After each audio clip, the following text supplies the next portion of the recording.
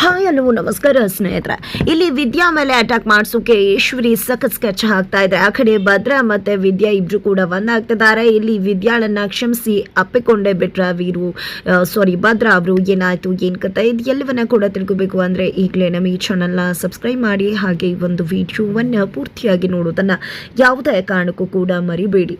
ಇಲ್ಲಿ ಭದ್ರ ತನ್ನ ಪ್ರಾಣವನ್ನೇ ಒತ್ತೆ ಇಟ್ಟು ತನ್ನ ತಂದೆಯನ್ನ ಒಂದು ಎಲೆಕ್ಷನ್ ಅಲ್ಲಿ ಆಗ್ತಿದ್ದಂತ ಒಂದು ಅನಾಹುತದಿಂದ ತಪ್ಪಿಸ್ತಾರೆ. ಕೊನೆಗೂ ಕೂಡ ಇಲ್ಲಿ ಭದ್ರ ಅಪಾಯಕ್ಕೆ ಸಿಲುಕಿದ್ದ ಹೆಂಡತಿ ಅಪ್ಪನ ಒಂದು ದೇವರ ಪ್ರಾರ್ಥನೆಯಿಂದ ಕೊನೆಗೂ ಭದ್ರ ಬದುಕುಳಿದು ವಾಪಸ್ ಮನೆಗೆ ಬರ್ತಾರೆ. ಆದ್ರೆ ಭದ್ರ ಇಲ್ಲಿ ಬದುಕುಳಿದದ್ದು ಖಂಡಿತವಾಗ್ಲೂ ಈಶ್ವರಿಗೆ ಸ್ವಲ್ಪ ಕೂಡ ಇಷ್ಟ ಆಗಿಲ್ಲ.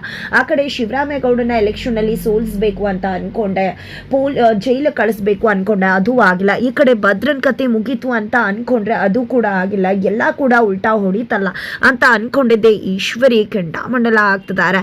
ಇದರ ನಡುವೆ ಇತ್ತ ಕಡೆ ಭದ್ರ ಅಂತೂ ಅಪ್ಪಯ್ಯ ನೀನೇ ಗೆಲ್ಲೋದು, ನಾನು ಎಲ್ಲಾ ಕಡೆ ನೋಡ್ಕೊಂಡು ಬಂದಿದ್ದೀನಿ, ಎಲ್ಲಾ ಕಡೆ ನಿನ್ನೆ ಹೆಸರೇ ಜಗಮಗಿಸ್ತಾ ಇದೆ, ಖಂಡಿತ ನಮ್ಮ ಅಪ್ಪಯ್ಯ ಈ ಬಾರಿ ಗೆಲ್ತಾರೆ ಅಂತ ಭದ್ರ ಹೇಳ್ತಿರ್ತಾರೆ. ಇತ್ತ ಕಡೆ ಅಜ್ಜಿ ಅಂತೂ ಅವ್ರು ಯಾರಿಗೆ ಧೈರ್ಯ ಇರಬೇಕು ನಮ್ಮನೆ ಹತ್ರನೇ ಬಂದು ನೀನು ಗಾಡಿಲಿ ದುಡ್ಡಿಟ್ಟು ಹೋಗ್ತಾರೆ ಅಂದ್ರೆ ಅವ್ರಿಗೆ ಎಷ್ಟು ತಾಕತ್ತಿರಬೇಕು ಅಂತ ಪ್ರಶ್ನೆ ಮಾಡ್ತಿದ್ದಾರೆ. ಆಗ ಗೋವಿಂದ ಗೌಡ್ರು ಅಯ್ಯೋ ಅಣ್ಣ ನಾನು ವಿಚಾರಿಸ್ದೆ, ಇದನ್ನೆಲ್ಲ ಮಾಡಿದ್ದು ಆಪೋಸಿಟ್ MLA, ಅವ್ರ ಜೊತೆ ಕಾಣ್ದ ಕೈ ಕೂಡ ಸೇರ್ಕೊಂಡಿದ್ಯಂತೆ ಅಂತ ಹೇಳಿದಾಗ ಈ ಕಡೆ ಅವನು ಎಲೆಕ್ಷನ್ ವಿಷಯವಾಗಿ ನನಗೇನಾದ್ರು ತೊಂದರೆ ಮಾಡಿದ್ರೆ ಖಂಡಿತ ನಾನು ಏನೂ ಕೂಡ ಅನ್ಕೋತಾ ಇರಲಿಲ್ಲ, ಆದ್ರೆ ಅವನು ನನ್ನ ಮರ್ಯಾದೆಗೆ ಚ್ಯುತಿ ತಂದ, ಎಲ್ಲದಕ್ಕೂ ಕೂಡ ಮುಖ್ಯವಾಗಿ ನನ್ನ ಮಗನ ಪ್ರಾಣಕ್ಕೆ ಆಪತ್ತು ತಂದ, ಹಾಗಾಗಿ ಅವನು ಬಿಡುವುದಿಲ್ಲ, ಕಾಣದ ಕೈನ ಕೂಡ ಬಿಡುವುದಿಲ್ಲ ನಾನು ಯಾವುದೇ ಕಾರಣಕ್ಕೂ ಅಂತ ಹೇಳಿ ಶಿವರಾಮೇಗೌಡರು ಹೇಳ್ತಾರೆ.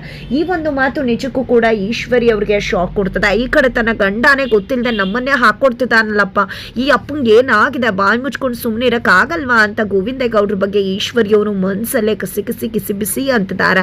ತದನಂತರ ಈ ಕಡೆ ಅಜ್ಜಿ ಹೇಳ್ತಿರೋ ಮಾತಿಗೆ ಸರಿಯಾಗಿ ಇಲ್ಲಿ ವಿದ್ಯಾ ಈಶ್ವರಿಯನ್ನೇ ಗುರಾಯಿಸ್ತಾ ಇದ್ರೆ ಇಲ್ಲಿ ಈಶ್ವರಿ ಕೂಡ ವಿದ್ಯಾಳನ್ನೇ ಗುರಾಯಿಸ್ತಾರೆ. ತದನಂತರ ಭದ್ರನನ್ನ ಪಕ್ಕಕ್ಕೆ ಕರೆದು ಕೂರಿಸ್ಕೋತಾರೆ ಶಿವರಾಮೇಗೌಡರು. ಭದ್ರ ನಾಚ್ಕೋತಿರ್ತಾರೆ, ತುಂಬಾ ದಿನಗಳಾಗಿರತ್ತೆ ಅಪ್ಪ ತನ್ನ ಜೊತೆ ಮಾತಾಡಿ ಅಂತ, ಹಾಗಾಗಿ ಒಂದಷ್ಟು ಅಂಜಿಕೆ ಇದ್ದಾಗ ಇಲ್ಲಿ ಎಲ್ಲರೂ ಕೂಡ ಹೋಗಿ ಕುತ್ಕೋ ಅಪ್ಪಯ್ಯ ಮಾತಾಡ್ಬೇಕಂತೆ, ಅದನ್ನೇ ತಾನೇ ಬಯಸ್ತಿದ್ದೆ ಅಂತ ಹೇಳ್ತಾರೆ. ಕೊನೆಗೂ ಇಲ್ಲಿ ಭದ್ರ ಹೋಗಿದ್ದೆ ತನ್ನ ತಂದೆ ಬಳಿ ಕುತ್ಕೋತಾರೆ. ಅತ್ತ ಕಡೆ ಶಿವರಾಮೇಗೌಡರು ಮಗನೇ ನಿನ್ನನ್ನೇ ಎಷ್ಟೆಲ್ಲ ಪ್ರೀತಿ ಮಾಡ್ತೀಯ, ನಿಜಕ್ಕೂ ಕೂಡ ನಿನ್ನಂಥ ಮಗನ ಪಡೆಯುವುದಕ್ಕೆ ನಾನೇ ಪುಣ್ಯವಂತ, ನೀನು ನನಗೋಸ್ಕರ ನನಗೆ ಎಲೆಕ್ಷನ್ಗೆ ತೊಂದರೆ ಆಗಬಾರ್ದು ಅನ್ನೋ ಕಾರಣಕ್ಕೆ ಆ ದುಡ್ಡನ್ನ ಬಚ್ಚಿಡ್ಬೇಕು ಅನ್ನೋ ಕಾರಣಕ್ಕೆ ನಿನ್ನ ಪ್ರಾಣವನ್ನೇ ಪಣಕ್ಕಿಟ್ಬಿಟ್ಟ, ನಿಜವಾಗ್ಲೂ ನಿನ್ನ ಪ್ರಾಣವನ್ನೇ ಕೊಡೋಕೆ ನನಗೋಸ್ಕರ ಸಿದ್ಧ ಆಗ್ಬಿಟ್ಟೆ. ಇಂಥ ಮಗನ ಮೇಲೆ ನಾನು ಅನುಮಾನ ಪಟ್ಬಿಟ್ನಲ್ಲ, ಇಂಥ ಮಗ ನಾನು ದೂರ ಇಟ್ಬಿಟ್ನಲ್ಲ, ನನ್ನಂಥ ಪಾಪಿ ಯಾರೂ ಇಲ್ಲ, ನಿನ್ನಂಥ ಮಗನ ಪಡೆದೇವ್ನೆ ನಾನು ಧನ್ಯವಂತ ಅಂತ ಹೇಳಿ ಶಿವರಾಮೇಗೌಡರು ಹೇಳ್ತಾರೆ, ಹೆಮ್ಮೆಯನ್ನ ವ್ಯಕ್ತಪಡಿಸ್ತಾರೆ. ಅಯ್ಯೋ ಅದರಲ್ಲಿ ಏನಿದೆ ಅಪ್ಪಯ್ಯ, ನೀನ್ ಚೆನ್ನಾಗಿರ್ಬೇಕು ಅಷ್ಟೇ ಸಾಕು, ನೀನ್ ಎಲೆಕ್ಷನ್ ಅಲ್ಲಿ ಗೆಲ್ಲಬೇಕು ಅನ್ನೋದೇ ನನ್ನ ಆಸೆ ಅಂತ ಭದ್ರ ಹೇಳ್ತಾರೆ. ನಂತರ ಈ ಕಡೆ ಭದ್ರ ಅವರಂತೂ ರೂಮಲ್ಲಿ ಕುಣಿದು ಕುಪ್ಪಳಿಸ್ತಿದ್ದಾರೆ, ಜಿಂಕೆ ತರ ಹಾರ್ತಿದ್ದಾರೆ.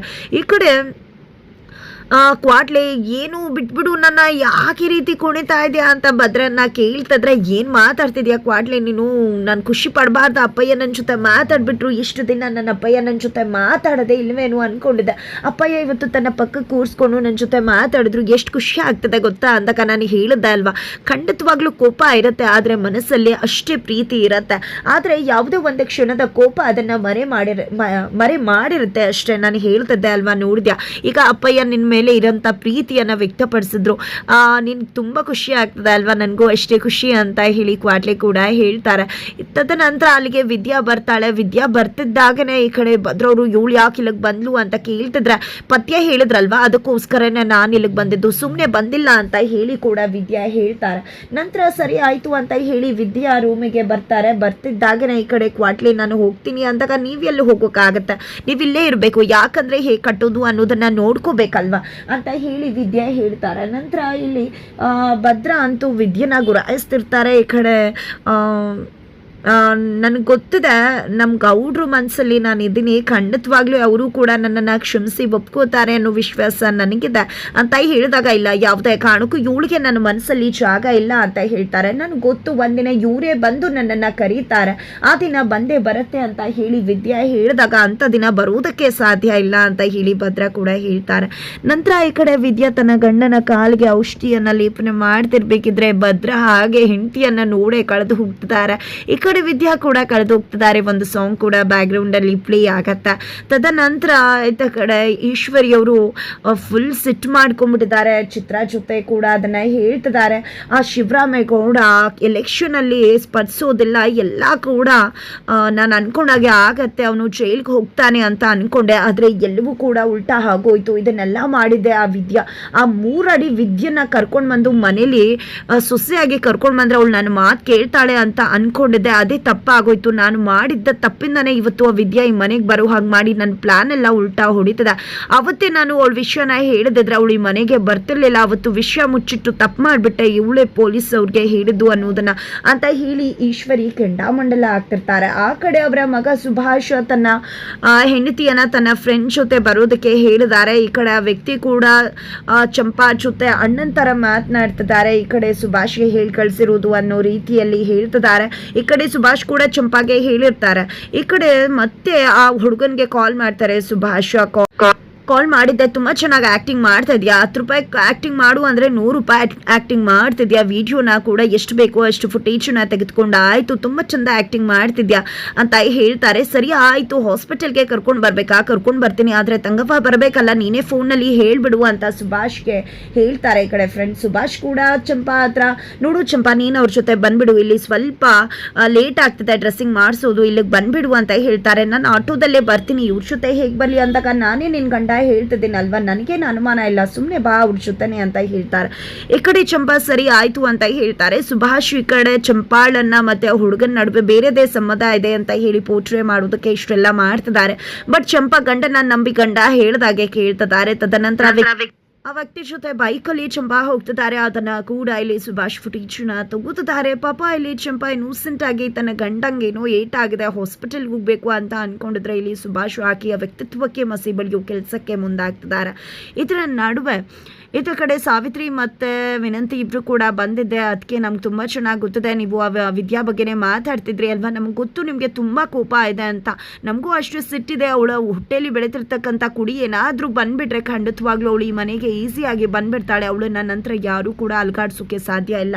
ಹಾಗಾಗಿ ನಾವು ಕೂಡ ಅವಳು ಹೊಟ್ಟೆಲಿರೋ ಮಗುವನ್ನು ಮುಗಿಸ್ಬೇಕು ಅಂತ ಟ್ರೈ ಮಾಡಿದ್ವಿ, ಕಷಾಯ ಎಲ್ಲ ಕುಡಿಸಿದ್ವಿ, ಬಟ್ ಯಾವುದೇ ರೀತಿ ಪ್ರಯೋಜನ ಆಗಲಿಲ್ಲ.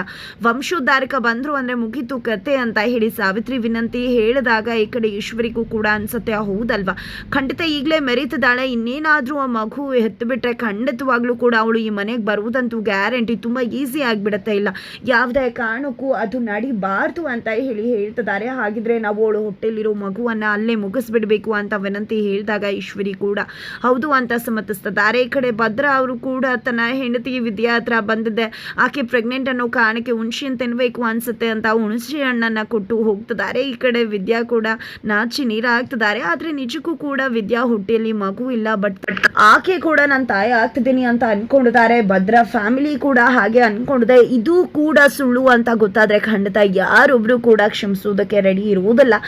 ಈ ಕಡೆ ಈಶ್ವರಿ ವಿದ್ಯಾ ಹೊಟ್ಟೆಯಲ್ಲಿ ಮಗು ಇದೆ ಅಂತ ಹೇಳಿ ಆಕೆಯ ಮೇಲೆ ಅಟ್ಯಾಕ್ ಮಾಡುವುದಕ್ಕೆ ಮುಂದಾಗ್ತಿದ್ದಾರೆ. ಹಾಗಿದ್ರೆ ಏನಾಗುತ್ತೆ ಮುಂದೆ ತಿಳ್ಕೋಬೇಕು ಅಂದ್ರೆ ಮುಂದಿನ ವಿಡಿಯೋಗೆ ವೇಟ್ ಮಾಡಿ.